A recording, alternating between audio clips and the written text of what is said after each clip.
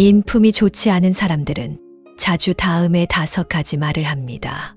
만약 여러분 주위에 이런 사람이 있다면 깊은 관계를 맺지 말고 즉시 거리를 두는 것이 현명합니다. 안녕하세요. 이것은 지혜의 흐름입니다. 우리는 매일 여러분과 함께합니다. 박문인을 언급하자면 많은 사람들이 그에 대해 깊은 인상을 가지고 있습니다. 유명한 작가로서 박문인은 진정성 있고 진실한 글쓰기 스타일로 인간성에 대한 깊은 통찰을 작품에 담아냅니다. 박문인이 이렇게 인간성을 잘 이해하게 된 것은 그의 젊은 시절 경험에서 비롯되었습니다. 그가 아직 유명하지 않았던 시절, 주변 사람들은 자주 그를 냉소적이고 비웃는 태도로 대했습니다. 그러나 그가 성공을 이루고 유명해지자 주변 사람들은 태도를 바꾸며 그에게 아첨하기 시작했습니다. 이 경험은 박문인에게 인간의 복잡한 본성을 깊이 깨닫게 해주었고, 그는 이 생각을 작품 속에 담아냈습니다. 박문인의 작품 속 등장인물을 통해 우리는 현실 생활 속에서 문제를 해결할 실마리를 찾을 수 있습니다. 삶에서 우리는 다양한 사람들과 만나지 않을 수 없습니다. 인품이 좋은 사람과 교류하는 것은 편안하지만 인품이 나쁜 사람들은 우리에게 불쾌감을 줍니다.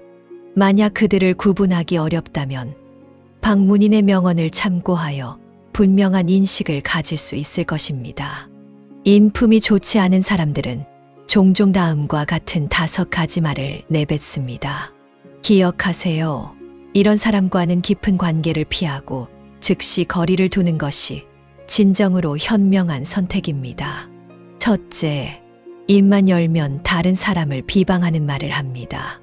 박문인은 이렇게 말한 적이 있습니다.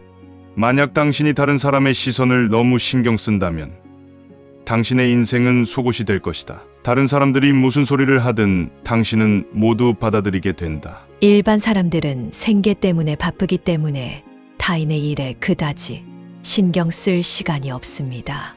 그러나 인품이 좋지 않은 사람들은 남의 집안을 캐물으며 비방의 말을 더해 전파하는 것을 즐깁니다. 이때 우리는 박문인이 말한 것처럼 남의 시선을 너무 신경 쓰지 말고 상대의 본질을 빨리 파악하여 불필요한 혼란에서 벗어나 삶의 평온을 되찾아야 합니다. 둘째, 입만 열면 이간질하는 나쁜 말을 합니다. 박문인은 사람은 입을 다물 줄 알아야 하며 무조건 반박하는 습관은 큰 어리석음이라고 말했습니다. 이 세상에서 부모님을 제외하고는 아무도 당신이 잘 되기를 진심으로 바라지 않습니다. 사람은 누구나 질투심을 가지고 있지만 인품이 좋지 않은 사람들은 다른 사람이 자신보다 더 잘 되는 것을 참지 못합니다. 만약 당신이 그들보다 잘 나가게 되면 그들은 여러 가지로 당신과 다른 사람들의 관계를 방해하려고 합니다. 이런 사람들은 박문인이 말한 것처럼 항상 당신을 반박하고 당신을 겨냥합니다. 따라서 우리는 옳고 그름을 분별할 능력을 갖추고 상대방을 명확히 파악하여 그들의 영향에서 벗어나는 것이 중요합니다. 셋째, 입만 열면 남의 상처를 건드리는 가혹한 말을 합니다. 박문인은 당신을 존중하지 않는 사람은 100% 당신을 무시하는 사람이며 그들의 직설적인 성격이 아니라 마음 깊은 곳에서 당신을 신경 쓰지 않기 때문이라고 했습니다. 모든 사람에게는 건드리고 싶지 않은 상처가 있습니다. 상처가 아물었더라도 흉터는 여전히 남아 있습니다. 인품이 좋지 않은 사람들은 당신을 그냥 놓아주지 않습니다. 그들은 사건이 잊혀져 갈 즈음 당신의 마음 속 상처를 다시 건드려 당신에게 아픔과 괴로움을 다시 떠올리게 만듭니다. 혹시 그들이 의도치 않게 그런 행동을 했다고 생각할 수도 있지만 사실 이들은 박문인이 말한 것처럼 깊은 속마음에서 당신을 경멸하고 당신이 상처받기를 원합니다. 이런 사람을 만났을 때는 반드시 거리를 두세요. 그렇지 않으면 그들로 인해 당신의 삶이 엉망이 될 수 있습니다. 넷째, 입만 열면 현실적이지 않은 허황된 말을 합니다. 진지함이란 두 글자가 가장 두려운 것이라는 것은 어릴 적부터 아버지께서 늘 저에게 가르쳐 주신 말씀이자 그의 삶의 요약이었습니다. 아버지는 교사로서 일생을 교육에 헌신하며 성실함을 강조하셨습니다.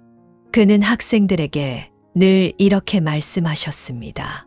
무엇이든 있는 그대로 받아들여야 한다. 할 줄 알면 된다. 모르면 모른다. 거짓은 통하지 않는다. 그러나 일부 사람들은 항상 현실에 맞지 않는 말들을 늘어놓습니다. 문제가 생겼을 때 그들은 자신 있게 해결할 수 있다고 말하지만 실제로는 그 일을 해결할 방법도 아이디어도 자원도 없습니다. 결국 일이 실패로 돌아갔을 때 그들은 그냥 미안하다고 웃어넘기며 마음속에는 조금의 죄책감도 없습니다. 그들의 인생 사전에는 성실이라는 단어가 없으며 오로지 쉽게 내뱉는 허풍과 거짓말만 있습니다. 그들은 이러한 행동이 다른 사람에게 피해를 줄 수 있다는 것을 전혀 생각하지 않고 오로지 자신만을 생각합니다. 목요일 불평은 이 세상에서 가장 쓸모없는 것이며 스스로를 연약하다고 인정하는 것 외에는 아무런 가치도 없습니다. 많은 사람들은 모든 에너지를 불평에 쏟아붓고 하루 종일 운명이 불공평하다며 마치 세상이 그들에게 빚이라도 진 듯 불만을 털어놓습니다. 하지만 그들이 계속 불평하고 있을 때 다른 사람들은 조용히 나아가고 있으며 그와의 차이는 점점 더 벌어집니다. 이렇게 하늘을 원망하고 타인을 탓하는 말이 계속되면 이 목소리가 내면의 소리가 되어 내가 잘하지 못하는 것은 나의 잘못이 아니다라고 여겨지게 됩니다.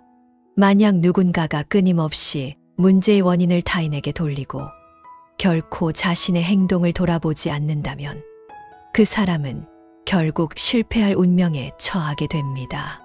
따라서 시간을 낭비할 바에야 차라리 이를 실제 행동으로 옮기는 것이 낫습니다.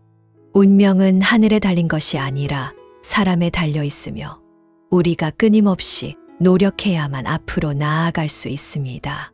결론, 우리가 일상에서 말하는 한 마디 한마디는 우리의 인품과 교양을 반영합니다. 언제나 인품은 한 사람이 살아가는 데 있어 가장 중요한 근본이며 우리가 세상을 살아가는 가장 큰 자신감입니다. 그러므로 자신의 입을 지키고 올바른 사람이 되어야 우리는 스스로에게 당당할 수 있으며 다른 사람의 존경과 신뢰를 얻을 수 있습니다. 기억하세요. 인품이 좋지 않은 사람들과 거리를 두어야 우리 자신의 삶이 더욱 아름답고 조화로워질 수 있습니다. 97세 장수 어르신의 조언. 은퇴 후에 이런 무리와 어울리지 마세요.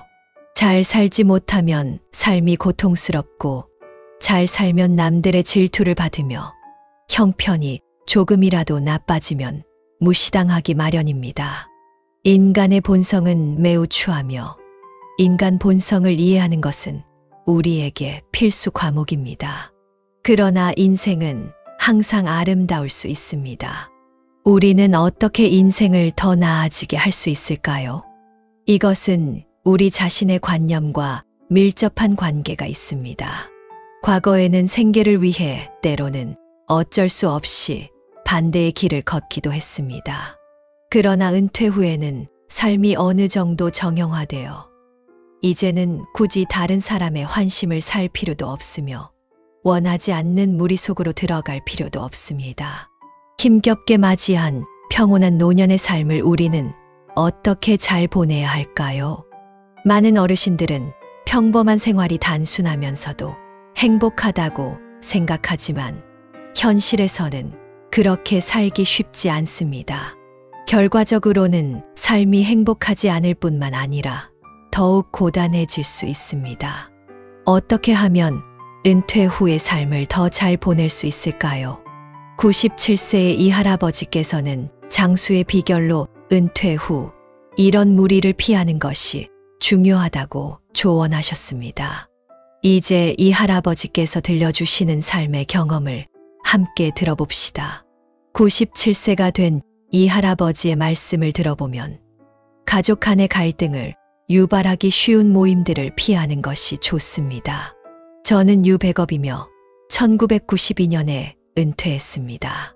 처음 은퇴했을 때 저도 많은 분들처럼 가만히 있지 못해 늘 할 일을 찾으려 했습니다. 하지만 자녀들이 강력히 반대해서 결국 아무 일도 할 수 없었습니다.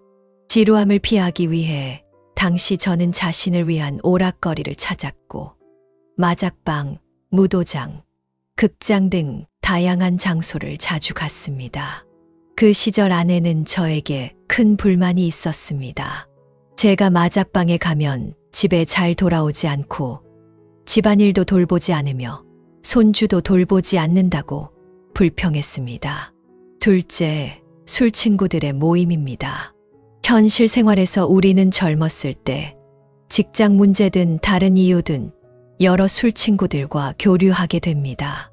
이 친구들은 대부분 이익으로 관계를 유지하며 당신이 그들에게 이익이 될 때는 친형제처럼 대하지만 더 이상 이익을 줄 수 없을 때는 관계를 끊고 심지어 뒤통수를 치기도 합니다. 젊었을 때 저에게도 그런 친구들이 있었습니다. 그들은 저를 매우 존중해 주었고 무슨 일이든 한 번 불러만 주면 달려오곤 했습니다. 그러나 제가 자리에서 물러난 후 그들은 점점 저를 찾지 않게 되었습니다. 기억에 남는 일은 제가 71세였던 해 아들의 회사가 어려움에 처해 그들에게 도움을 청하러 갔을 때입니다. 그들은 저를 반갑게 맞이하며 겉으로는 기꺼이 돕겠다고 했습니다. 하지만 제가 등을 돌리자마자 그들은 태도를 바꾸었고 도움을 주기는커녕 오히려 아들의 회사에서 이득을 챙기려고 했습니다.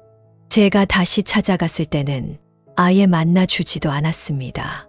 그 이후로 저는 더 이상 그들과 교류하지 않았고 듣게 된 소식이 있어도 알려주지 않았습니다. 그들과의 관계를 유지하려 애쓰기보다는 청렴하게 세상과 무관하게 살아가고 있습니다. 셋째, 각종 투자 재테크 모임입니다. 돈은 좋은 것이고 누구나 더 많이 갖고 싶어 하지만 돈이 그렇게 쉽게 벌리는 것이 아닙니다. 정말 그렇게 쉬웠다면 우리는 은퇴할 필요도 없이 계속 돈을 벌면 그만일 것입니다. 우리가 왜 은퇴하나요?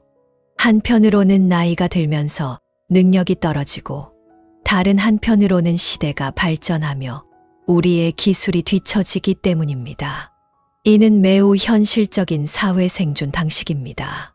하지만 많은 은퇴 노인들은 이를 이해하지 못하고 손에 얼마가 있든지 만족하지 못합니다.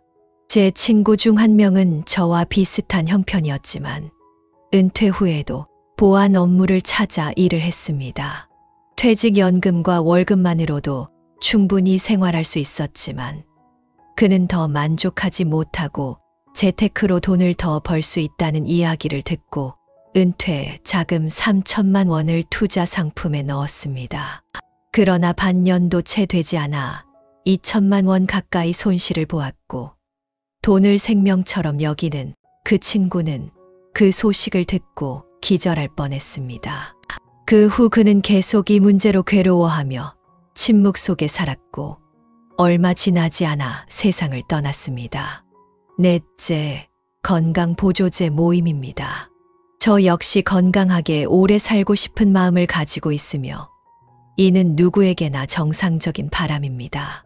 그러나 우리 노인들이 건강하고 오래 살기 위해서는 좋은 신체가 필요합니다. 좋은 신체는 일상적인 운동, 긍정적이고 낙관적인 마음가짐, 올바른 생활 습관, 그리고 신체와 마음의 이로운 자세에서 나옵니다.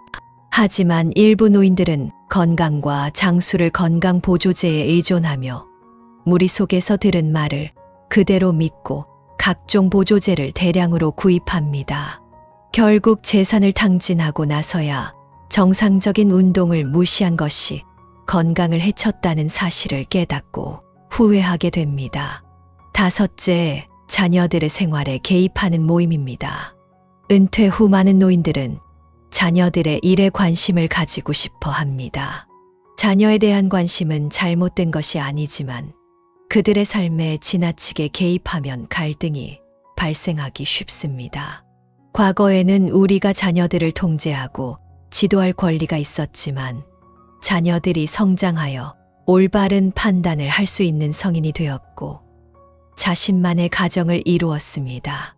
따라서 우리는 그들의 삶에서 적절히 물러서야 합니다. 제 한 친구는 인생에서 가장 후회하는 일이 자녀 집에 들어가서 산 것이라고 말했습니다.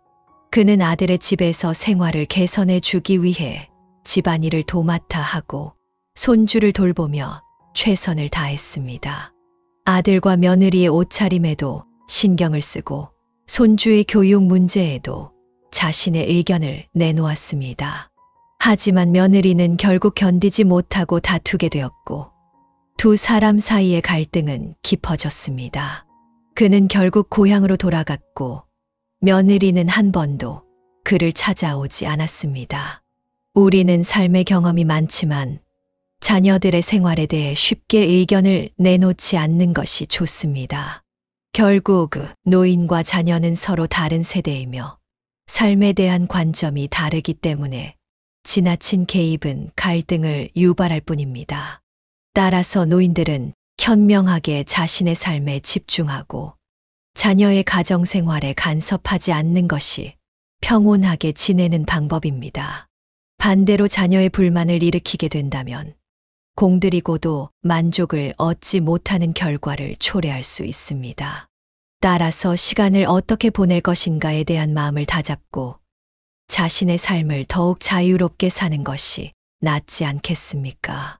저는 노인이 은퇴 후 삶을 더욱 잘 보내기 위해서는 가족 갈등을 유발하기 쉬운 모임, 술친구 모임, 각종 투자 재테크 모임, 건강보조제 모임, 자녀들의 생활에 개입하는 모임을 모두 피하는 것이 중요하다고 생각합니다. 어떤 모임이든 관련이 생기면 삶은 더욱 피곤해지고 복잡해집니다. 저는 다행히 일찍 이를 깨달았고 그렇지 않았더라면 지금처럼 살지 못했을 것입니다. 노년이 될수록 더욱 의미 있는 일을 찾아 해야 하며 소중한 시간을 허황된 모임에 낭비하지 말아야 합니다. 삶에 대한 올바른 관점을 가지고 노후 생활을 계획하여 신체를 건강하게 유지하고 삶을 충실하게 만들어야 진정한 안락한 노후를 보낼 수 있습니다. 저희 어머니는 40원짜리 여행 상품에 가입하셨습니다. 저는 말렸지만 어머니는 듣지 않으시고 결국 싼 것에 현혹되어 큰 손해를 보셨습니다. 저는 주애이고 올해 51세인 은퇴한 교사입니다. 저에게는 오빠가 하나 있는데 그는 특수한 직업을 가지고 있어 외지에서 주로 일하고 집에 잘 돌아오지 않습니다. 어머니와 올케는 가끔 만날 때는 사이가 좋지만 같이 살면 하루가 멀다 하고 다툽니다. 주된 원인은 어머니에게 있는데 어머니는 잔소리를 아주 좋아하십니다. 말씀이 시작되면 하루 종일 멈추지 않고 말씀하실 정도입니다. 올케는 성격이 급해서 일을 매우 신속하게 처리하는 스타일이라 어머니가 잔소리를 하면 서로 충돌하게 됩니다. 두 사람은 함께 살기 적합하지 않아 자주 싸우곤 했고 오빠도 마음 편히 일하기 어려웠습니다. 그래서 저희 두 가족은 상의 끝에 어머니를 저희가 모시고 살기로 했고 오빠가 매달 생활비를 주기로 했습니다. 저희 집 형편이 넉넉하지 않아 남편과 저는 둘 다 공무원으로 안정적인 수입이 있지만 몇 년 전 시아버지께서 중병에 걸리시면서 저희 가족의 저축을 많이 썼습니다. 시아버지께서 돌아가신 후 시어머니께서 암에 걸리시면서 저희는 외채까지 지게 되었습니다.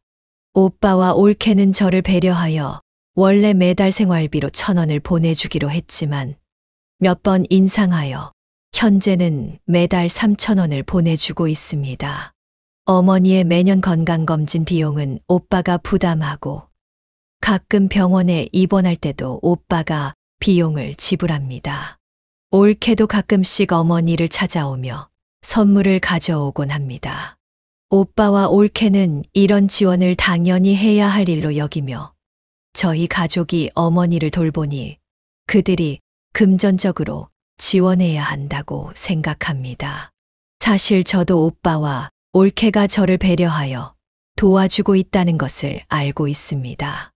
어머니는 저희 집에 13년 동안 함께 계셨고 그동안 저희는 비교적 잘 지냈습니다. 어머니가 확실히 잔소리가 좀 많지만 저는 딸로서 어머니의 성향을 잘 알고 어머니도 제 말을 잘 듣는 편입니다. 하지만 이번 여행 문제만큼은 제가 아무리 말려도 소용이 없었습니다. 이 사건은 이렇게 시작되었습니다.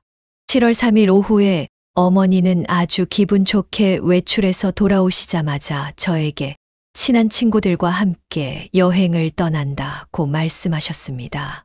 딸로서 당연히 구체적인 사항을 물어보았습니다. 어머니는 광장 무용을 함께하는 2명의 친구와 함께 40원짜리로 5박 4일간 운남 여행을 예약했다고 하셨습니다. 저는 이를 듣자마자 의심스러웠습니다. 하늘에서 공짜가 떨어질 리 없고 5박 4일간의 여행이 40원이라니 누가 봐도 사기임이 분명했습니다.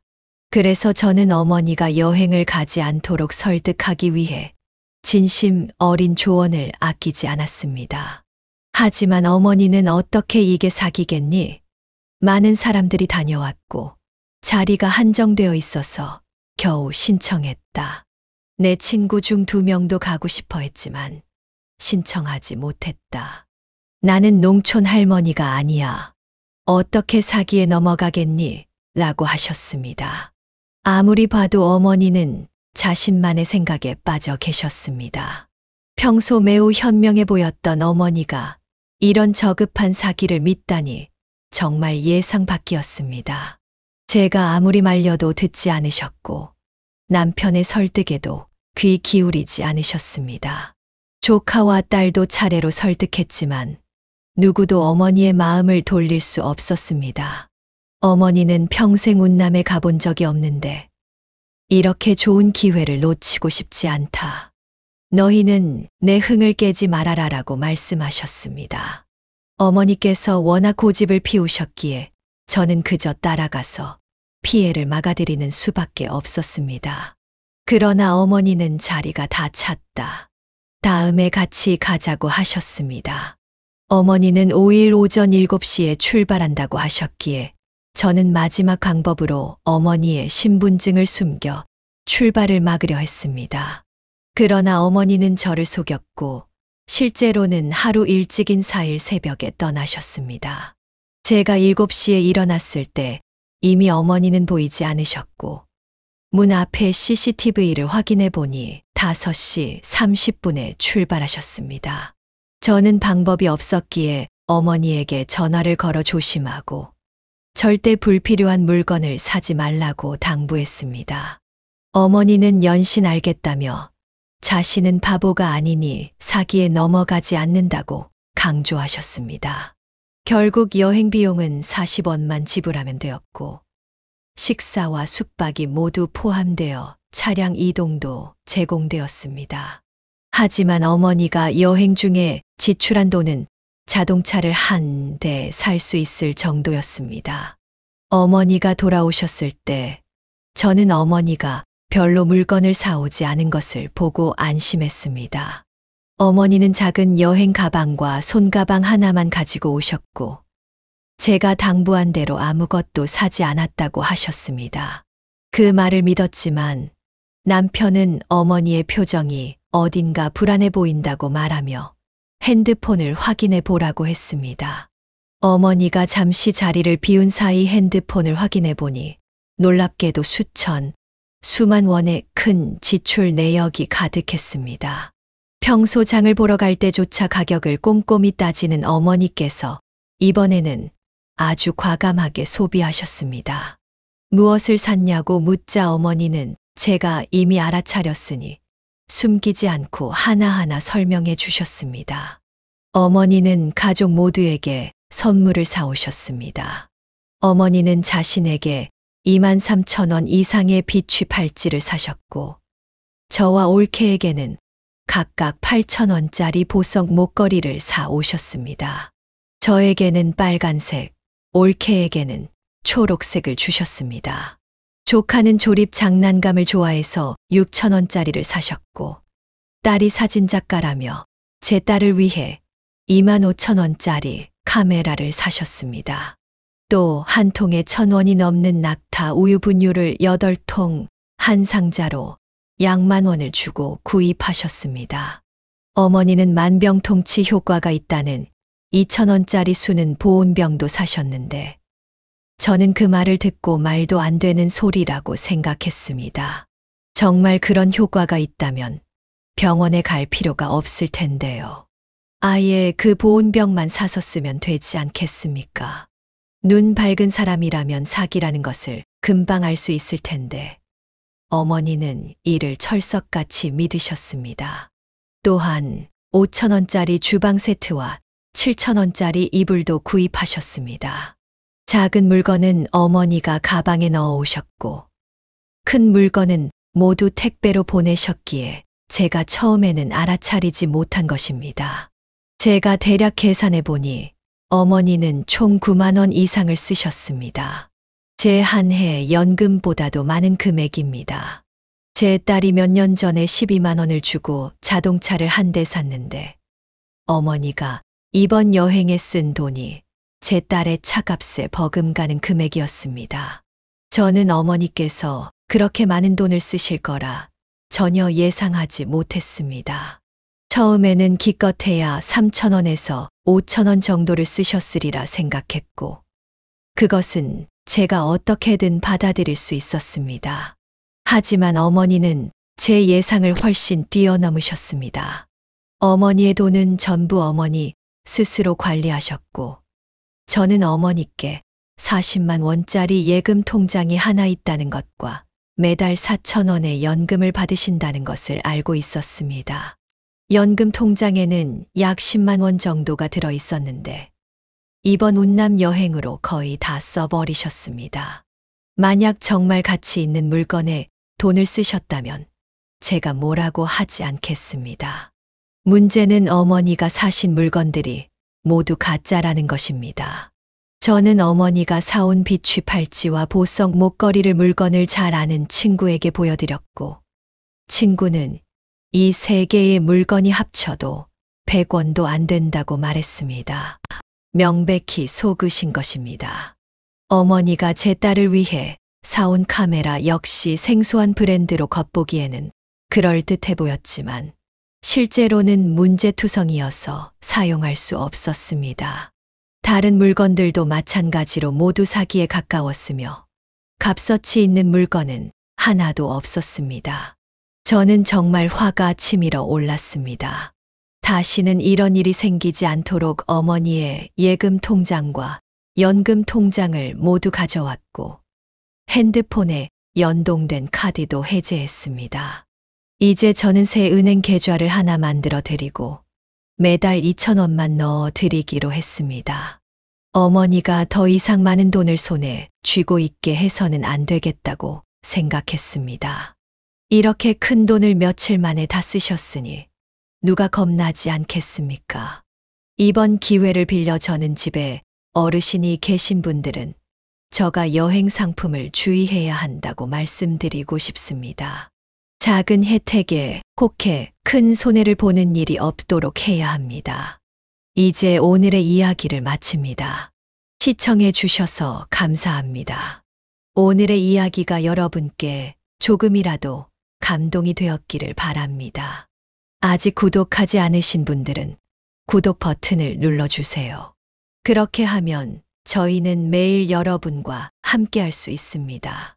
함께 성장하고 함께 행복하며 천천히 나이를 먹어갑시다. 다음 회차에서 다시 만나요.